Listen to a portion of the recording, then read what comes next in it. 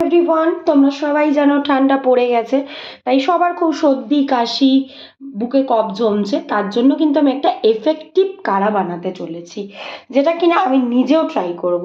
তো তোমাদেরও দেখিয়ে নিই। তার জন্য নিয়েছি একটা তেজপাতা, আদা থেতো করে, 5টা মতো তুলসী পাতা ধুয়ে নিয়েছি, লবঙ্গ নিয়েছি 2টো, দারচিনি নিয়েছি 1টা 1.5টা মতো আর কি, আর এলাচ নিয়েছি। আর এখানে কিন্তু আমি ভালো করে গোলমরিচটাকে গুঁড়ো করে রেখে দিয়েছি।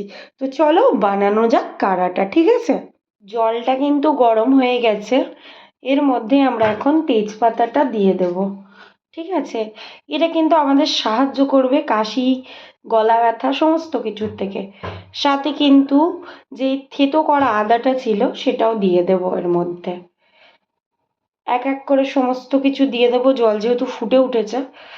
তুলসী পাতাগুলোও দিয়ে দেব, সাথে লবঙ্গটাও দিয়ে দিলাম, তার সাথে এখানে এলাচটা, দারচিনিটা, আর এই দিয়ে দিলাম গোলমরিচের গুঁড়োটা।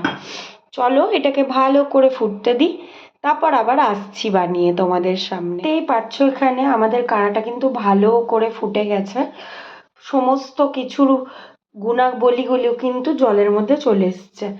এবার কিন্তু আমরা এখানে ছেঁকে নেব। চলো ছেঁকে নিয়ে আর একটুখানি বাকি আছে, সেটাও তোমাদের সাথে শেয়ার করব। এটা কিন্তু তৈরি হয়ে গেছে। এখানে আমি 1 চামচ ডাবরের মধু ভালো করে একটা চামচে নিয়ে নিয়েছি, এটা কিন্তু এর সাথে মিশিয়ে দেব।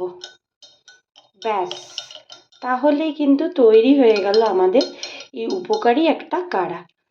চলো এটা এবার খেয়ে দেখা যাক কতটা উপকার পাওয়া যাচ্ছে।